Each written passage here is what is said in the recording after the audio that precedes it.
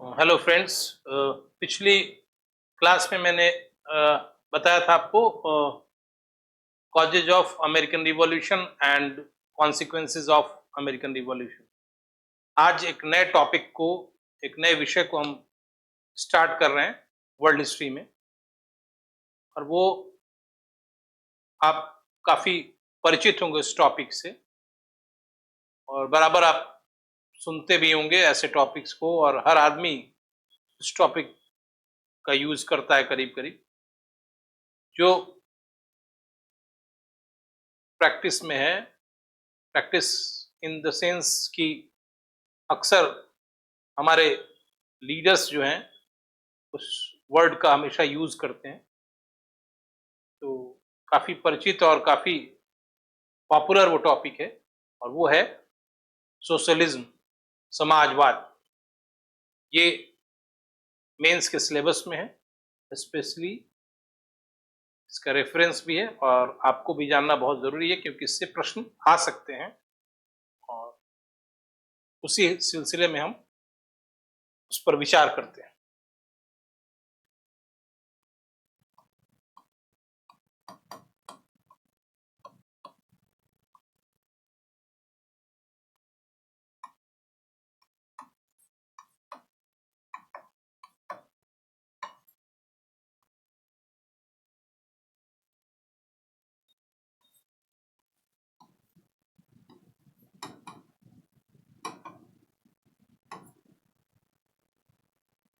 तो पहला प्रश्न ये है कि व्हाट इज सोशलिज्म, समाजवाद क्या है।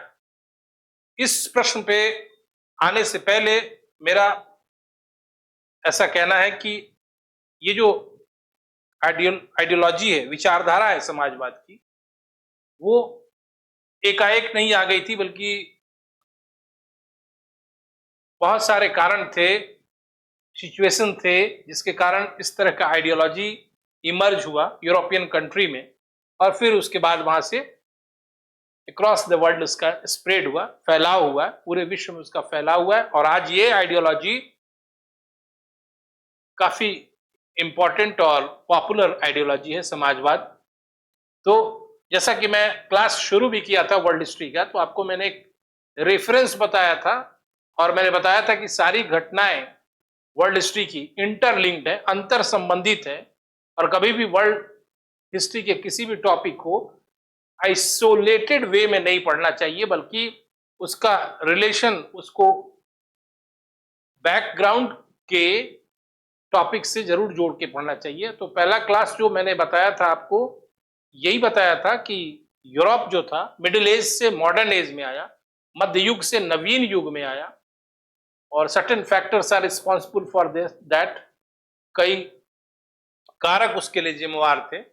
और मैंने बताया था कि कैसे मध्य युग से नवीन युग में जब यूरोप आया, तो बिल्कुल एक नई जीवन दृष्टि, नया लाइफ स्टाइल, सोचने का नया तरीका, नई आइडियोलॉजी, नई विचारधारा यूरोप में स्थापित हो गई, और फिर यूरोप को मॉडर्न यूरोप की संज्ञा मिली, आधुनिक यूरोप की संज्ञा मिली। तो बोर्ड पे आपको मैं वैसे ही बता रहा हूं, और उसको एरो से और इंटरलिंक करते हुए मैं बता रहा हूं कि इस तरह की आइडियोलॉजी का क्या कारण था, क्यों एमर्ज किया समाजवाद, सोशलिज्म क्यों आया। और समाजवाद से ही एक जुड़ा हुआ टॉपिक है साम्यवाद, कम्युनिज्म।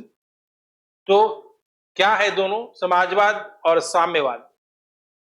क्या दोनों एक ही है, या फिर दोनों अलग अलग विचारधारा है? इसको भी आपको समझना और अंडरस्टैंड करना बहुत जरूरी है, तभी आपका कॉन्सेप्ट जो होगा क्लियरिटी के आधार पर बेस्ड होगा। तो पहले आप ये देखिए कि यूरोप में जो घटनाओं का क्रम शुरू होता है, तो पहला जो घटना है, जिसको क्रूसेड कहते हैं, धर्म युद्ध कहते हैं,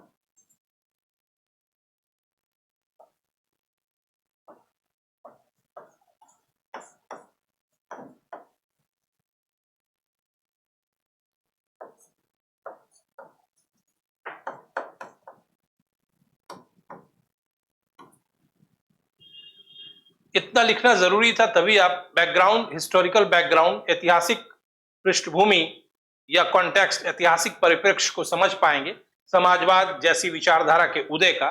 तो पहला मैंने लिखा है क्रूसेड्स, धर्मयुद्ध। दूसरा मैंने लिखा है जियोग्राफिकल रिसर्च, जियोग्राफिकल सर्च, भौगोलिक खोज। अगला लिखा है मैंने रेनेसा। रेनेसा का जब पढ़ाया था मैंने, पुनर्जागरण जब आपको बताया था मैंने, तो मैंने बताया था कि what are the consequences of renaissance, और स्पेशली मैंने आपको बताया था कि science sector was highly impacted by the Renaissance.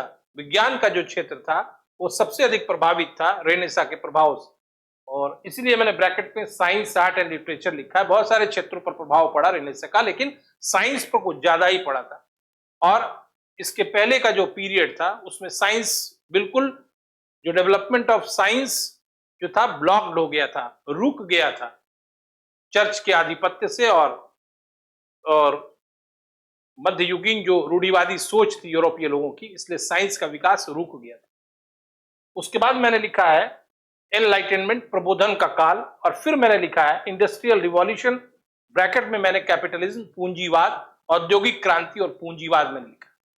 तो फिर से इस घटना को समझिए, कैसे समाजवाद का उद्भव हुआ, हाउ सोशलिज्म इमर्ज्ड, ठीक है ना। क्रूसेड, धर्म युद्ध, मैंने बताया था पुनर्जागरण के कारकों में, फैक्टर्स ऑफ रेनेसा में, कि धर्म युद्ध के कारण जो ईसाइयों और यरूशलेम पर कब्जा करने के लिए, ठीक है ना, ईसाइयों और सल्जुक तुर्कों के बीच जो हुआ था, उस युद्ध के कारण मैंने बताया कि पहली बार यूरोपीय लोगों को इस बात का एहसास हुआ कि पूर्वी विश्व यानी ईस्टर्न वर्ल्ड में भी ज्ञान है, नॉलेज है, जागृति है, अवेकनिंग है, और कई फील्ड में हमारे कॉन्टिनेंट से ज्यादा डेवलपमेंट यूरोपियन वर्ल्ड में हुआ है। पूर्वी विश्व में कई क्षेत्रों में हमसे अधिक विकास हुआ है। मैंने रेफरेंस भी दिया था, एरिस्टोटल का लिटरेचर आया, अरबी अंक आया, अर्थमेटिक आया, ऐसे कुछ और भी बहुत सारे इन्फ्लुएंस हुए पूर्वी विश्व से पश्चिमी विश्व में। तो ईसाई समाज को एक नया अवेकनिंग आया कि ये लोग, हम अभी तक चर्च, सामंत और किंग के बीच ओवरशैडोड है, मतलब छायित हैं, और पूर्वी विश्व कितना ज्ञान और विज्ञान में हमसे आगे बढ़ गया है। और इसी बीच इसके कारण से ट्रेड एंड कॉमर्स का रिलेशन भी पूर्वी विश्व के साथ यूरोप का स्थापित हुआ, और धीरे धीरे ये इंट्रैक्शन बहुत बढ़ा। और बढ़ने के पीछे भी कारण था, इसी समय कुछ साहसिक लोगों ने भौगोलिक खोजों की एक प्रक्रिया शुरू की, ठीक है। जैसे मैंने नाम भी दिया था, पुर्तगाल का किंग था नेवी, हेनरी द नेविगेटर। उसके अलावा कुछ साहसी लोग थे जैसे Bartholomew Dias, Vasco da Gama, Magellan, और एक व्यक्ति था। ऐसे लोग ने जो ज्योग्राफिकल रिसर्च किया, भौगोलिक खोज की, तो उसका परिणाम क्या हुआ कि कुछ समय बाद नए क्षेत्रों के प्रति यूरोपीय एडवेंचरस लोगों को रुचि जगी, और नए नए क्षेत्रों में बसने का भी एक शौक पैदा हुआ। और इसी दरमियान यूरोप में आगे चलकर रेनेसा की प्रक्रिया, पुनर्जागरण की प्रक्रिया प्रारंभ हुई। पुनर्जागरण ने यूरोप के मानसिकता का, पुनर्जागरण है क्या? पुनर्जागरण एक बौद्धिक क्रांति है। It was a intellectual revolution, ठीक है ना। और पुनर्जागरण ने मनोदशा को परिवर्तित कर दिया। अभी तक जो मध्ययुगीन यूरोपीय लोग थे, जिनके दिमाग पर सिर्फ तीन चीज हावी रहता था, चर्च, पोप, चर्च मतलब पोप, राजा और सामंत, इसके अलावा उनकी मानसिकता इतनी सीमित हो गई थी, लिमिटेड हो गई थी, कि वो लोग यहां रह के, इस लोक में रह के परलोक संबंधी बातें सोचते थे। और ईसाई पादरियों ने उनके अंदर अंधविश्वास और कूपमंडूकता पैदा कर दी थी, जिसके कारण वो खुलकर नहीं सोच पा रहे थे। लेकिन पुनर्जागरण के कारण इस सोच में, इस मानसिकता में बदलाव आया और यूरोपीय लोग नए आदर्शों पर, नए मूल्यों पर सोचने को विवश हो गए, क्योंकि पुनर्जागरण ने एक मानसिक क्रांति की प्रक्रिया को शुरू कर दिया। और धीरे धीरे पुनर्जागरण ने कई क्षेत्रों को, यूरोपीय क्षेत्रों को प्रभावित किया, जिसमें साहित्य है, कला है, विज्ञान है, बहुत सारी चीज। और पुनर्जागरण के कारण बाद में यूरोप में वैज्ञानिक क्रांतियों का दौर शुरू हो गया, जिसके डिटेल में मैं नहीं जाऊंगा, लेकिन आप जैसा कि सुनते होंगे, जेम्स वाट, जेम्स कार्टराइट, ठीक है ना, किसी ने पावर लूम, किसी ने भाप के इंजन आदि का आविष्कार किया। ऐसे ऐसे बहुत सारे आविष्कार हुए और जो रफ्तार थी इकोनॉमिक क्षेत्र में प्रोडक्शन की या ऐसे चीज की, तो उसमें कुछ नया नया इनोवेशन आ गया। और अब स्थिति ये हो गई कि यूरोप आधुनिकता की ओर बढ़ चला, ठीक है ना, मॉडर्निटी की ओर, टुवर्ड्स मॉडर्निटी, यूरोप आधुनिकता की ओर बढ़ चला। इसी बीच पुनर्जागरण की प्रक्रिया से पहले जैसे ही भौगोलिक खोजों की शुरुआत हुई, तो धीरे धीरे यूरोपीय देशों का कई क्षेत्रों पर कॉलोनीज स्थापित हो गई, जिसमें अमेरिका, उसके बाद एशिया का एक हिस्सा और पूरा अफ्रीकन कॉन्टिनेंट में यूरोपीय उपनिवेश, यूरोपियन कॉलोनीज वेयर एस्टैब्लिश्ड। ठीक है, जब उपनिवेश की स्थापना हो गई अमेरिका, एशिया के एक बड़े हिस्से और अफ्रीकी महाद्वीप में, तो उसके बाद पुनर्जागरण के जस्ट बाद एक यूरोप में पीरियड आया, एनलाइटनमेंट, प्रबोधन का काल, जिसमें मैंने आपको विचारकों का नाम लेते हुए पढ़ाया भी है, जैसे इमैनुअल कांट, दूसरा रूसो। इनके जो विचारधारा था, इनका जो थॉट था, आइडियोलॉजी थी, इन्होंने तीन बातों पर विशेष तौर पे एम्फेसिस दिया, जोर दिया: तर्क, सहिष्णुता और मानवतावाद। ठीक है, रीजन, टॉलरेंस एंड ह्यूमैनिटी। और ये काफी नवीन विचार थे यूरोप के लिए, और इससे पूरा मानसिक स्थिति यूरोपीय लोगों का और बदल के मॉडर्निटी की तरफ रुख हो गया यूरोपीय समाज का। और इसी दरमियान वैज्ञानिक खोजों के कारण और कुछ अन्य सामाजिक परिवर्तनों के कारण 18वीं शताब्दी में ब्रिटेन में इंडस्ट्रियल रिवॉल्यूशन हुआ, क्योंकि उपनिवेश जो स्थापित हुए थे, उन उपनिवेशों से यूरोपीय देशों को एक आय, एक इनकम प्राप्त होने लगी, और उस इनकम का इन्वेस्टमेंट जरूरी था। और जब कैपिटल इकट्ठा हो जाएगा, पूंजी इकट्ठा हो जाएगा, तो व्यक्ति इन्वेस्ट करने के चक्कर में रहता है, इन्वेस्ट करने की बात सोचता है। और यही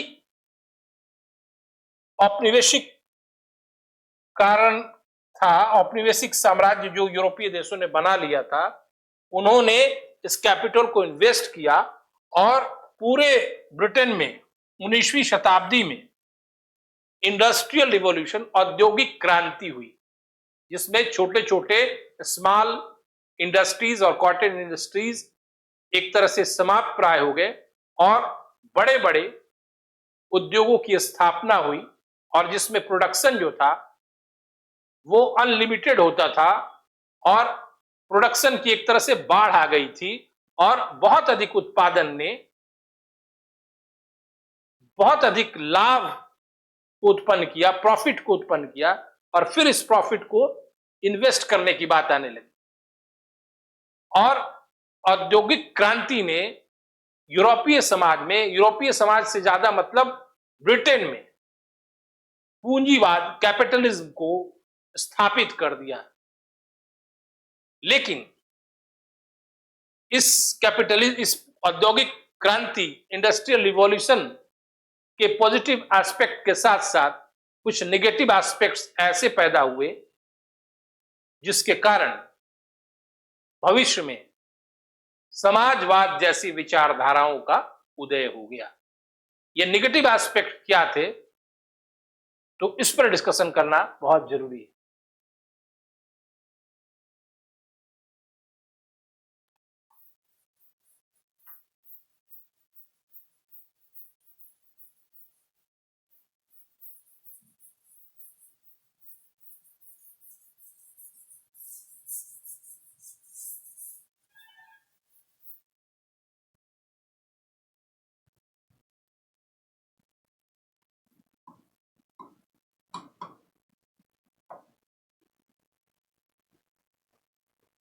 इंडस्ट्रियल रिवॉल्यूशन का सबसे बड़ा लाभ किसको हुआ?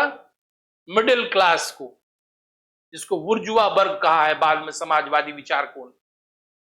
चूंकि यह इंटरप्रेन्योरशिप का रिस्क लेने के लिए तैयार था, उद्यमशीलता का खतरा लेने के लिए तैयार था, इसलिए इस वर्ग ने पूंजी को इन्वेस्ट किया और उसका प्रॉफिट कमाया। लेकिन औद्योगिक क्रांति के कारण पूरे समाज में, यूरोपीय समाज में सामाजिक स्तर पर दो नए वर्गों का उदय हुआ और दोनों के राइज के बाद एक कॉन्फ्लिक्ट वाली सिचुएशन पैदा हो गई। राइज होते होते कॉन्फ्लिक्ट की सिचुएशन नहीं पैदा हुई थी, लेकिन मैं बता रहा हूं क्या था।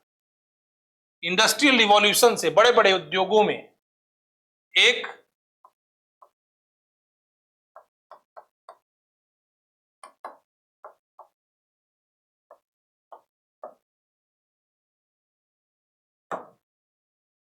कैपिटलिस्ट यानी पूंजीवादी वर्ग खड़ा हुआ, दूसरा लेबरर श्रमिक वर्ग खड़ा हुआ।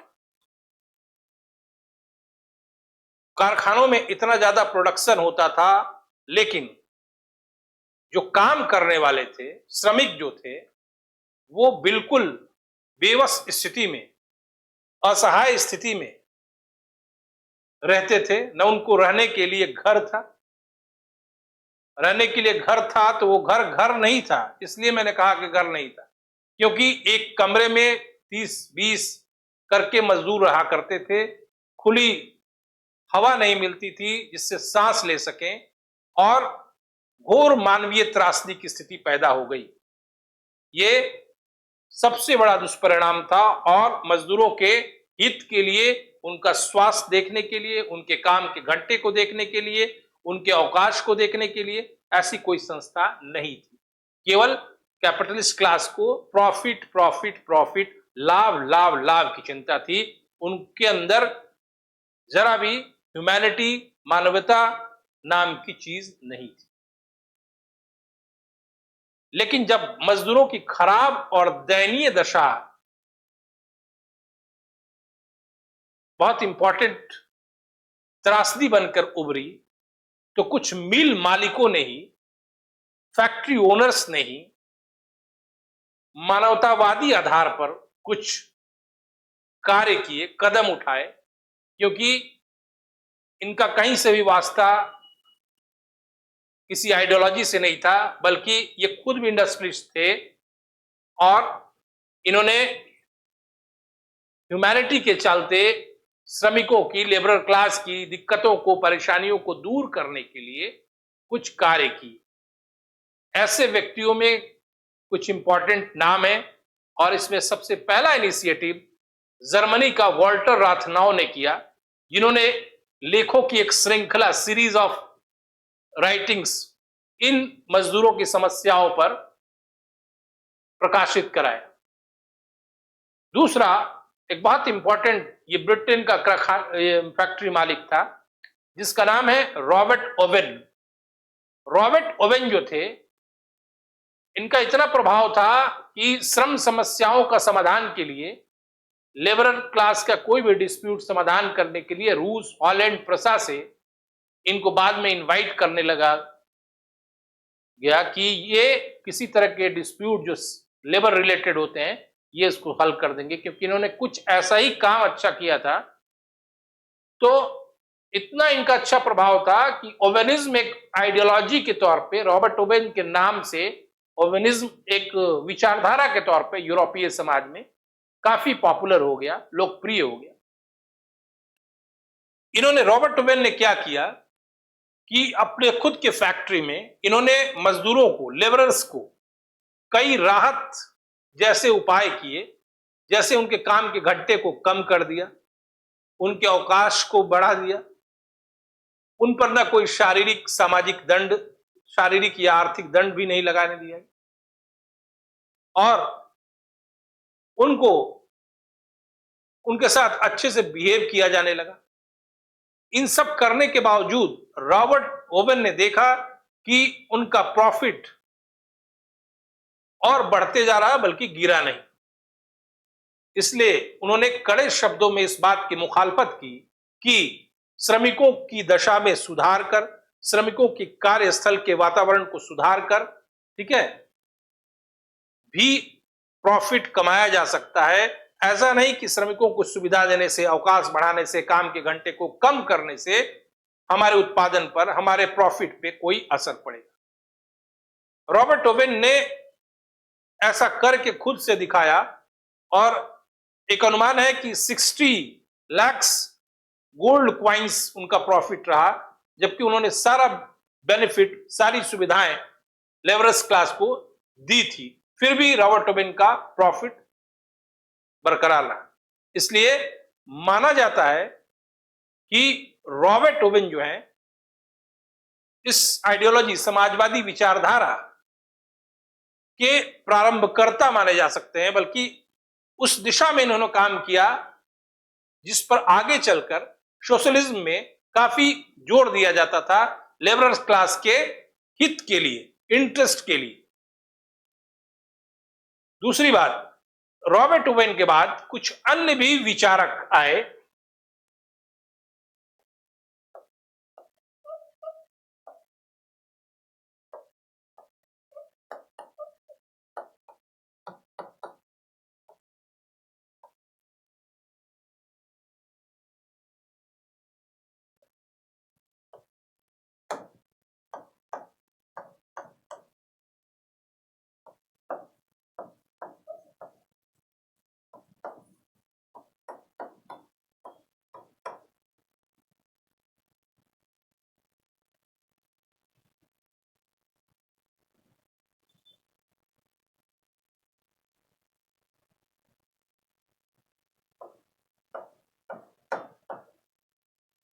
रॉबर्ट ओवेन के बाद कुछ ऐसे विचारक आए जैसे Saint Simon, Louis Blanc, Charles Fourier. इन सारों का दृष्टिकोण, सारे विचारकों का दृष्टिकोण मानवतावादी रुख लिए हुए था, ह्यूमैनिटी अप्रोच था, और इनका उद्देश्य था श्रमिकों की स्थिति में, लेबरर्स की स्थिति में निरंतर सुधार लाई जाए। उनके कार्यस्थल जहां पे वो काम कर रहे हैं, प्लेस ऑफ जॉब, उसमें सुधार लाई जाए, वहां उनको कुछ विशेष व्यवस्था दी जाए, उनको पानी दिया जाए, उनको हवा की व्यवस्था की जाए, उनको अवकाश दिया जाए, उनके काम के घंटों को कम किया जाए।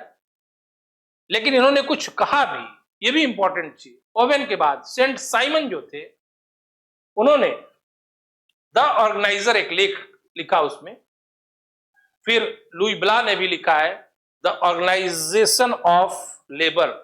लेकिन द ऑर्गेनाइजर में साइमन ने कहा है, बिल्कुल नई बात कही है उन्होंने उद्योग को कामधेनु माना है, राज्य के लिए कामधेनु माना है, और एक एग्जाम्पल दिया है उन्होंने, और काफी वो लाफिंग वाला एग्जाम्पल उन्होंने दिया है उस द ऑर्गेनाइजर लेख में। उन्होंने कहा है यदि फ्रांस के 100 फिजिक्स जानने वाले, 100 केमिस्ट्री जानने वाले, 100 engineers, 100 doctors, 100 factory owners, 100 labourers सारे के सारे डेथ कर जाएं, मर जाएं, तो पूरा फ्रांस धाराशायी हो जाएगा, कोलैप्स्ड हो जाएगा। लेकिन यदि किंग मतलब राजा, पादरी, सामंत, ये मर जाते हैं या राज परिवार रॉयल परिवार के सदस्य मर जाते हैं, तो इससे कुछ नहीं होगा, केवल फ्रांस के लोगों को दुख होगा, और यह दुख इमोशनल होगा, भावनात्मक होगा, क्योंकि राज्य इनसे नहीं चलता है। चलता किससे है? उसी इंजीनियर से, डॉक्टर से, फिजिक्स और केमिस्ट्री जानने वालों से। इसलिए काम करने वाला ही राज्य का आधार है, ऐसा सेंट साइमन ने कहा। और इसीलिए सेंट साइमन ने यह भी कहा कि श्रमिकों को कार्यस्थल जहां पर वो कार्य कर रहे हैं वहां पे उचित वातावरण दिया जाए, उनको जितना वो काम करें तो काम कैसे करेंगे, उनकी योग्यता के अनुसार, उनकी कैपेबिलिटी के अनुसार उनको जॉब दिया जाए, और जितना वो काम करें, श्रम करें, उसके हिसाब से उनको पारिश्रमिक का भुगतान किया जाए, पैसा दिया जाए। अगर ऐसा किया जाएगा तो श्रमिक कभी विद्रोह नहीं करेंगे, सेटिस्फाइड रहेंगे और हमेशा राज्य की प्रगति होती रहेगी। सेंट साइमन के बाद इनके विचारों को व्यवहारिक रूप देने वाले एक नए विचारक आए, जिनको कहा जाता है लुई ब्ला। लुई ब्ला ने क्या किया? सेंट साइमन के विचारों को स्प्रेड किया, फैलाया, और ऐसा माना जाता है कि लुई ब्ला जो है मौलिक विचारक नहीं है, बल्कि साइमन के विचारों के प्रसार करता है।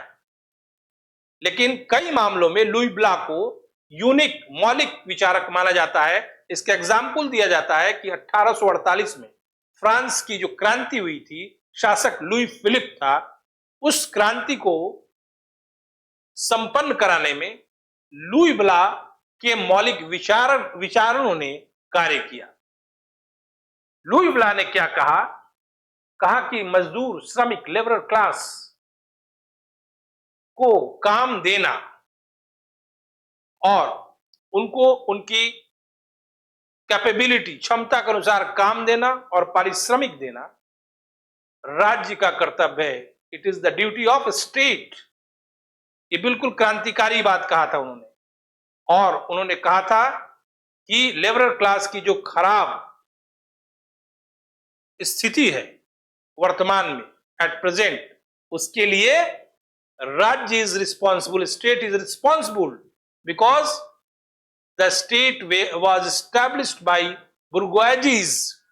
बुजुर्गवा लोगों के द्वारा, बुर्जुआ लोगों के द्वारा वो राज्य स्थापित किया गया है, जो कभी भी श्रमिकों का समर्थन नहीं कर सकते हैं, और इसी कारण आज श्रमिकों की स्थिति खराब हो गई।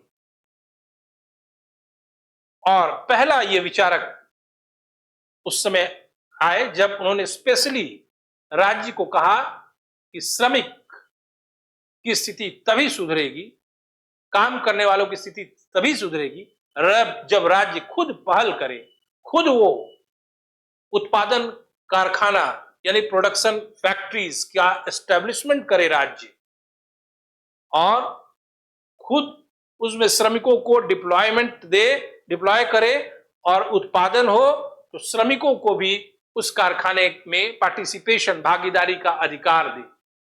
और साथ साथ लुई ब्ला ने आगे बढ़कर यह भी कह दिया है, यदि श्रमिक लोग, तुम चाहते हो कि तुम्हारा हित हो, तुम्हारा इंटरेस्ट पूरा हो, तो तुम्हें एक सरकार बनानी पड़ेगी। और यह सरकार कौन सी सरकार होगी? जो वयस्क मताधिकार पर स्थापित सरकार हो, जो कि प्रजातंत्र की सरकार हो। लुई ब्ला ने खुलकर कहा कि डेमोक्रेटिक सेटअप वाली सरकार वोटिंग करके तुम एस्टैब्लिश करो, और वही सरकार तुम्हारे इन इच्छाओं की पूर्ति करेगी। वही सरकार फैक्ट्री लगाएगी, तुमको काम देगी, जितना काम करोगे उसके हिसाब से पारिश्रमिक देगी, तुम्हारा काम करने का जो कंडीशंस है, परिस्थितियां है, उसमें सुधार लाएगी। एक तरह से लुई ब्ला ने इनडायरेक्टली वेलफेयर स्टेट की भी बात की, जन कल्याणकारी राज्य की जिस बात करते हैं हम लोग, इनडायरेक्टली लुई ब्ला का संदेश वेलफेयर स्टेट का भी था, क्योंकि राज्य को प्रोमिनेंट करना, राज्य को प्रमुखता देना लुई ब्ला के लेखों में दिखाई पड़ता है।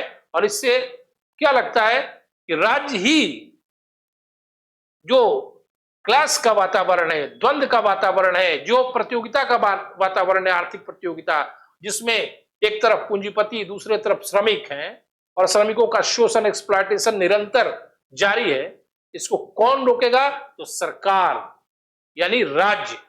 ये लुई ब्ला ने बताया। उसके बाद लुई ब्ला के बाद चार्ल्स फूरिये ने भी कहा, बहुत डिटेल में हम नहीं जा रहे हैं। अब आपको हम बताते हैं इन विचारकों का जो कहना था,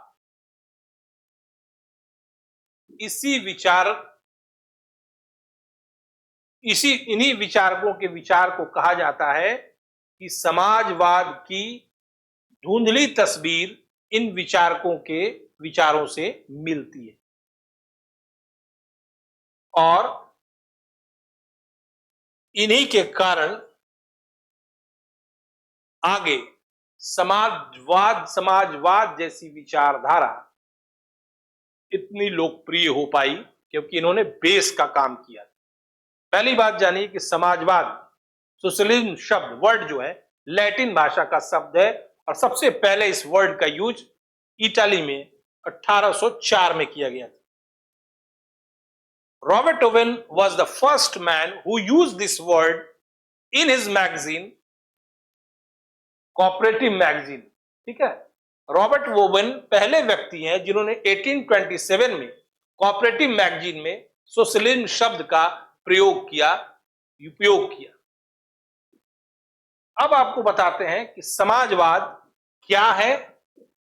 इन विचारकों ने ऐतिहासिक पृष्ठभूमि का निर्माण किया कि कैसे ये आइडियोलॉजी, कैसे विचारधारा यूरोप में और उसके पश्चात अक्रॉस द वर्ल्ड इतना प्रोमिनेंट हो पाई। ये मैंने बताया आपको, बेस समझ लीजिए यही। और इन विचारकों का बहुत सारा प्रभाव उस समय भी पड़ा था, फ्रेंच रिवॉल्यूशन में भी इनका पड़ा था और भी घटनाएं हैं जिससे इन विचारकों का विचार इन्फ्लुएंस किया उस समय की घटनाओं।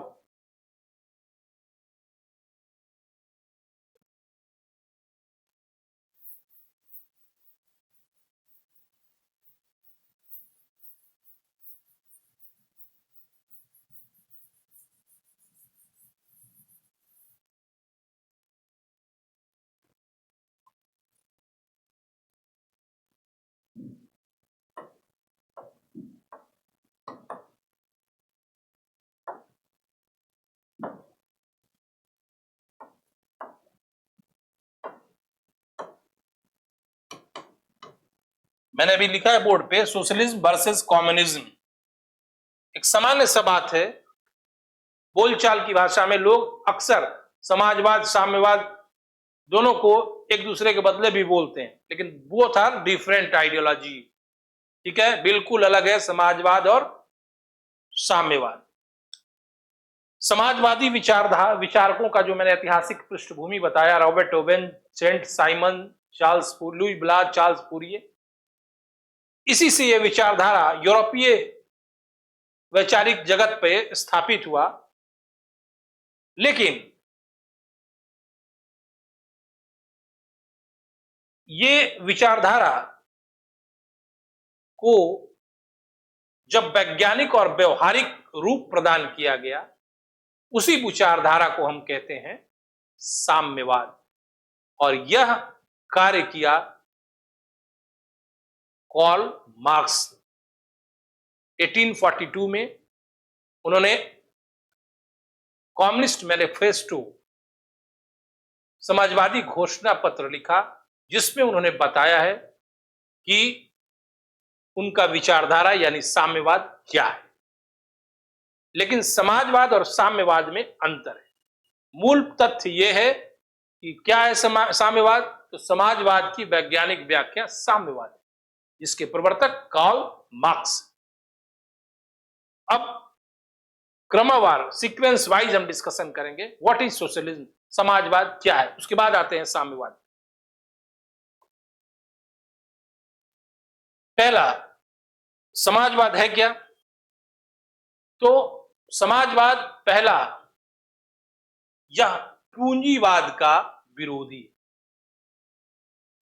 समाजवादी विचारकों का कहना है पूंजीवाद, capitalism is the evil of all evils.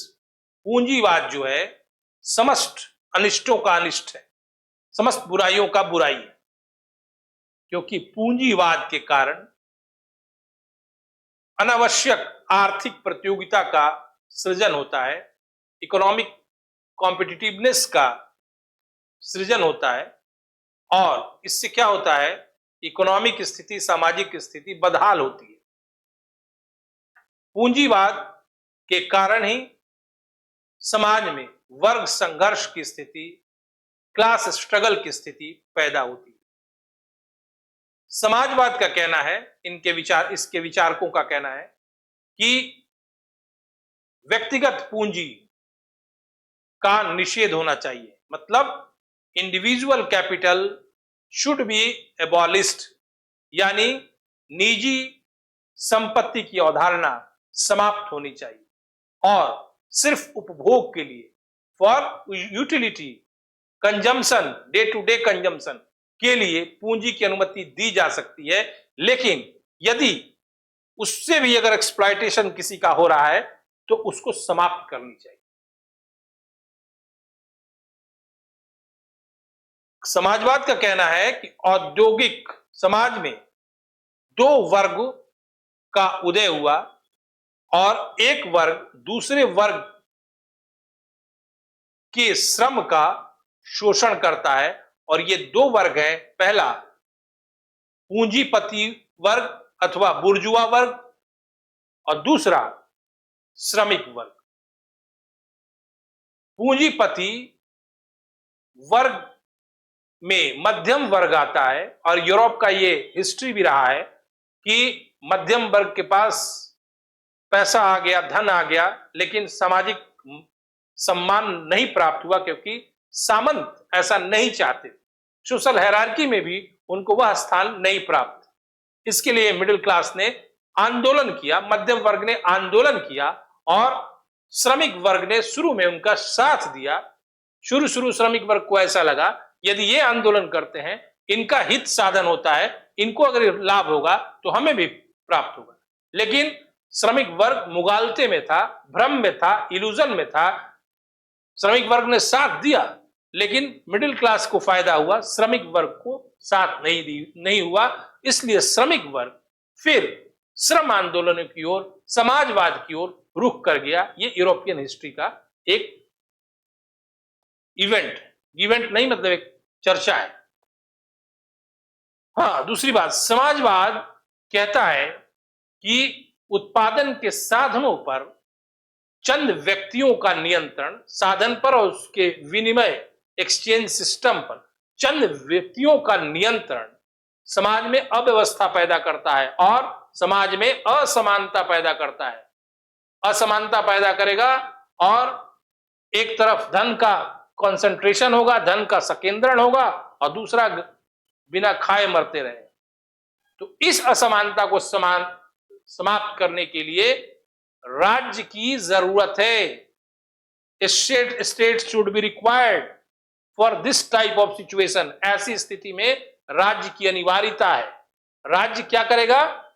राज्य इस अनुचित प्रतियोगिता को रोकेगा और महत्वपूर्ण उद्योगों को, इंडस्ट्रीज का नेशनलाइजेशन, राष्ट्रीयकरण करेगा, और तब जो रिसोर्सेज है, उत्पादन है, उसका समान इक्वल डिस्ट्रीब्यूशन, समान वितरण करेगा।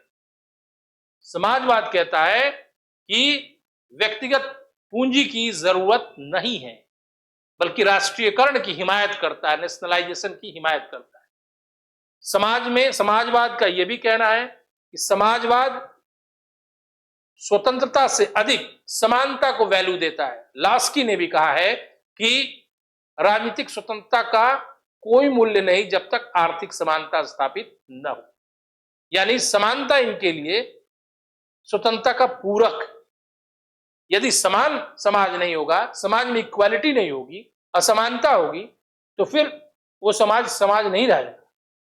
यानी समाजवाद का मुख्य जोर, मुख्य एम्फेसिस इक्वालिटी पे, समानता पर है। और समाजवाद का यह भी कहना है कि किसी भी श्रमिक या व्यक्ति को उसकी कैपेबिलिटी, उसकी क्षमता के हिसाब से काम कराया जाए और जितना उसने काम किया है, श्रम किया है, उसके हिसाब से उसे पारिश्रमिक दिया जाए और योग्यता मापदंड होनी चाहिए, मतलब मापदंड होनी चाहिए कि जो जिस कार्य के योग्य है और जितने कार्य के लिए योग्य है उतना ही काम मिलना चाहिए।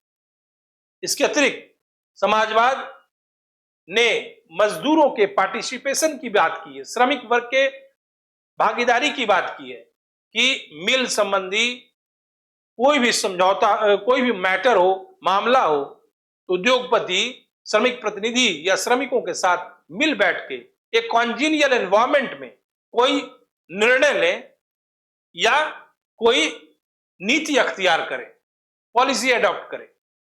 तो समाजवाद का मुख्य ध्येय है समाज में एक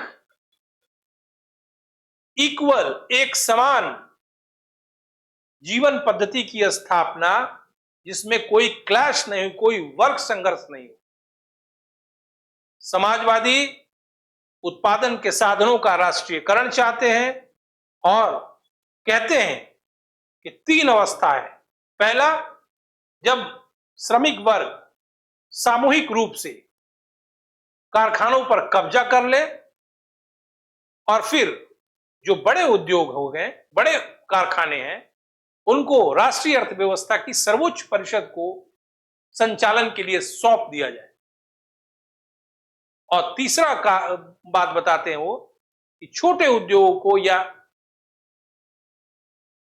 निजी संपत्ति को जो उपभोग के लिए छोड़ा जा सकता है, यदि किसी का कंजम्पशन हो रहा है छोटे उद्योगों से या निजी संपत्ति से छोड़ा जा सकता है, लेकिन यदि उस पूंजी या छोटे उद्योग का इस्तेमाल एक्सप्लॉयटेशन में होगा तो फिर उसको जब्त किया जा सकता है। तो समाजवादी विचारधारा क्या है? सामाजिक रूप से हर व्यक्ति, हर वर्ग की समानता की बात है और इस समानता में उत्पादन के साधनों और वितरण का एक समान वितरण सबसे इंपॉर्टेंट है, जिसके लिए राज्य को इनिशिएटिव लेना पड़ेगा, राज्य को पहल करना पड़ेगा, क्योंकि समाजवादी राज्य को प्रमुखता, प्रोमिनेंस देते हैं और समाजवादी कहीं से भी गलत साधनों के द्वारा इस लक्ष्य को प्राप्त नहीं करना चाहते, क्योंकि समाजवादी कहते हैं कि हमारा लक्ष्य संवैधानिक, राजनीतिक और कानूनी उपायों द्वारा समाजवाद की स्थापना करना है। क्यों? क्योंकि उनका यह भी कहना है कि साधन और साध्य दोनों की पवित्रता, प्योरिटी जरूरी है। गलत साधनों से हम साध्य की प्राप्ति नहीं करेंगे। यानी समाजवाद में कहीं से भी खूनी संघर्ष, हिंसा, वायलेंस की अनुमति नहीं है, बल्कि संवैधानिक तरीके से, राजनीतिक रूप से सक्रिय होकर इस व्यवस्था की स्थापना करनी। और समाजवाद एक इक्वल सोसाइटी की बात करता है, एक समान समाज की बात करता है, जिसमें हर व्यक्ति को प्रगति के लिए और आगे बढ़ने की स्वतंत्रता। साथ साथ वो कहते हैं कि हमारे लिए समानता इसलिए जरूरी है, स्वतंत्रता से भी ज्यादा वैल्यू वो समानता को देते हैं। क्यों कहते हैं? कहते हैं कि समानता अगर होगी तभी हर व्यक्ति को अपना नैसर्गिक, बौद्धिक, ठीक है, शारीरिक विकास करने का अधिकार होगा और यह अधिकार बिना किसी रेशियल डिस्क्रिमिनेशन के, ठीक है, सेक्सुअल डिस्क्रिमिनेशन के, ठीक है, ना कोई जाति, लिंग, इस तरह का कोई भी भेद नहीं होगा। ऐसे ही समानता के आधार पर समाजवाद को स्थापित किया जाए। समाजवाद के विचारधारा को आगे चलकर वैज्ञानिक व्याख्या देने वाले कार्ल मार्क्स हुए, जिन्होंने 1842 में कम्युनिस्ट मैनिफेस्टो नामक पुस्तिका लिखी, जिसमें उन्होंने अपने राजनीतिक, आर्थिक और सामाजिक विचारों को बताया है। बाद में इनकी एक और रचना 1860 में दास कैपिटल भी आती है, और उस रचना का उद्देश्य यह था कि कार्ल मार्क्स को लगा कि जब तक मैं अपने विचारों से श्रमिक वर्ग को जागृत नहीं करूंगा या समाजवाद की वैज्ञानिक व्याख्या उनको नहीं बताऊंगा और समाजवाद की व्यवहारिक स्थापना की बात नहीं करूंगा, तब तक श्रमिक वर्ग जागृत नहीं होगा। इसलिए मुझे एक पुस्तक लिखनी चाहिए, और इसीलिए उन्होंने दास कैपिटल नामक ग्रंथ लिखा। और कार्ल मार्क्स की विचारधारा जो है, उस विचारधारा को साम्यवाद, कम्युनिज्म कहा गया है। सीधी सी बात है, समाजवाद नहीं है साम्यवाद, बल्कि समाजवाद की वैज्ञानिक व्याख्या और उसे व्यवहारिक तौर पे समाज में स्थापित करने के लिए जो नई व्याख्या दी गई उसे साम्यवाद कहते हैं। ठीक है, यानी scientific description of socialism is called communism. ठीक है, साम्यवाद क्या है? तो समाजवाद की वैज्ञानिक व्याख्या है, और इसके प्रवर्तक कौन है? कार्ल मार्क्स हैं। लेकिन आगे चलकर लेनिन, स्टालिन, ट्राटस्की और फिर माओ से तुंग ने इस विचारधारा को आगे बढ़ाया। कार्ल मार्क्स की जो विचारधारा है वो इतिहास की भौतिकवादी व्याख्या पर आधारित है। ठीक है, materialistic description of history is called Marxian communism. Marks की जो साम्यवाद की विचारधारा है वो इतिहास की भौतिक व्याख्या पर आधारित है, और मार्क्स ने कहा है कि या मार्क्स के समाजशास्त्रीय प्रणाली, ठीक है, कि दो आधार स्तंभ है। पहला इतिहास की भौतिकवादी व्याख्या और दूसरा वर्ग संघर्ष। और मार्क्स ने कहा है कि ये जो हिस्ट्री हम पढ़ रहे हैं या पढ़ा रहे हैं, तो मार्क्स का ऐसा कहना था कि इतिहास जो है आर्थिक घटनाओं से ही निर्मित होता है। मार्क्स का कहना है कि उत्पादन के साधनों और वितरण की प्रणाली पर हक जमाने के लिए, अधिकार स्थापित करने के लिए वर्गों के बीच संघर्ष होता है, और यह हर काल में, हर पीरियड में होता है, और इसी से इतिहास बनता है। और इसकी व्याख्या उन्होंने की है कि प्राचीन समाज का आधार स्लेवरी था, दासता था। सामंतवादी समाज का आधार जो है भूमि थी, और मध्यम वर्गीय समाज जो अभी चल रहा था मार्क्स के समय में, उसका आधार कैश कैपिटल, नगद पूंजी। मार्क्स का कहना है इतिहास सिर्फ आर्थिक आधार पर ही स्थापित होता है।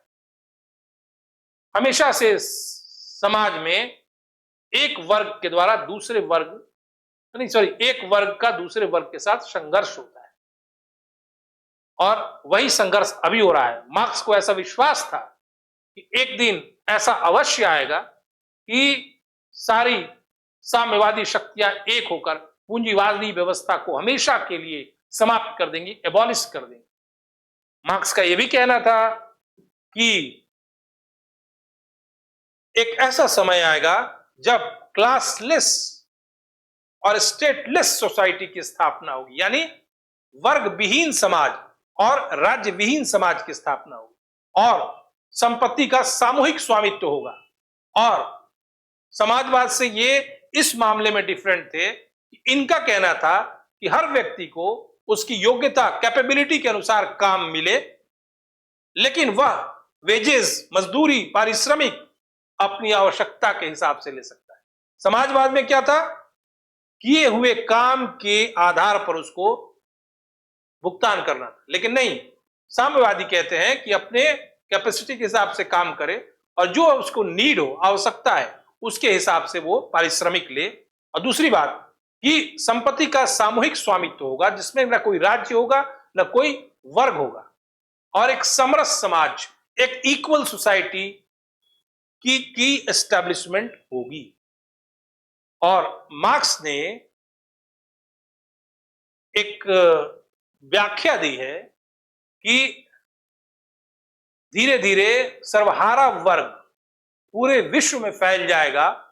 और मार्क्स का ऐसा कहना था कि यदि कुछ देश या किसी खास देश में यदि साम्यवादी व्यवस्था स्थापित होती है तो उसका कोई विशेष फायदा नहीं होगा, क्योंकि वो कैपिटलिस्ट सर्कल से घिरा रहेगा।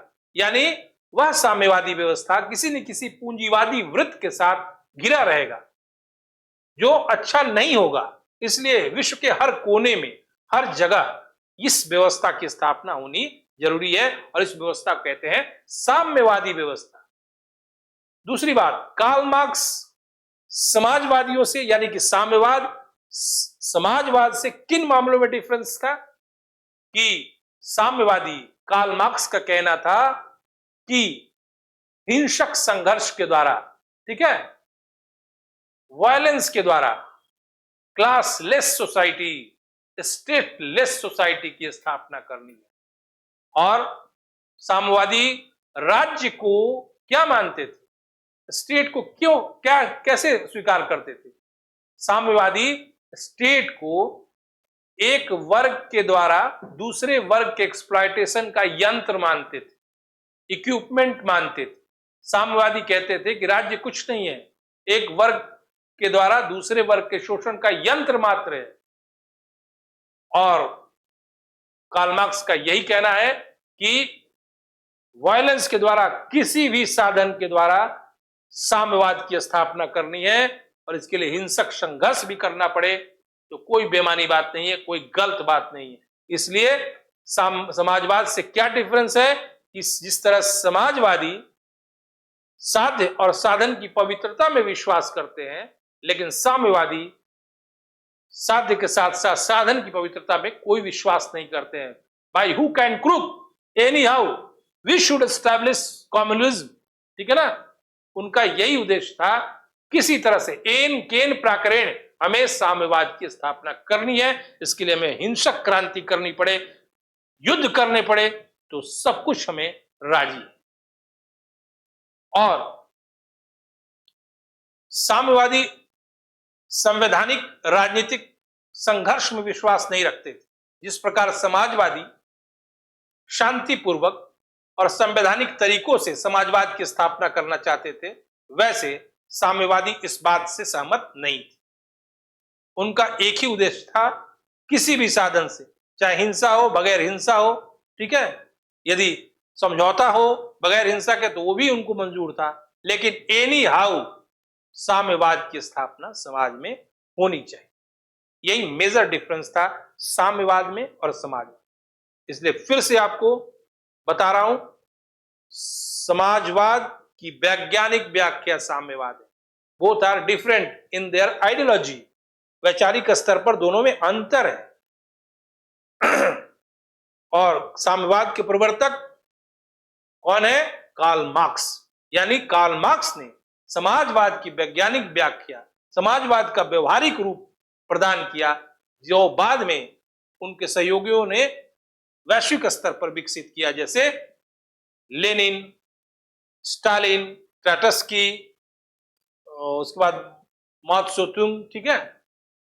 तो हमारे विचार से इतना कहने पर आप समझ गए होंगे, आपका कॉन्सेप्ट क्लियर हो गया होगा कि what is communism and what is socialism, क्या है समाजवाद और क्या है साम्यवाद, ठीक है। Thank you.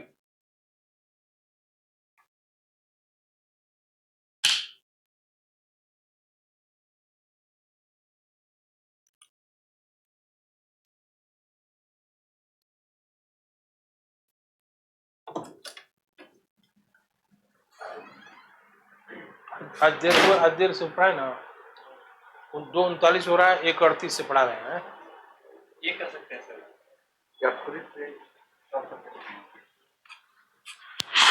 फिर रिकॉर्ड हो गया वो, देख ब्लू वाला तो खाली एक बार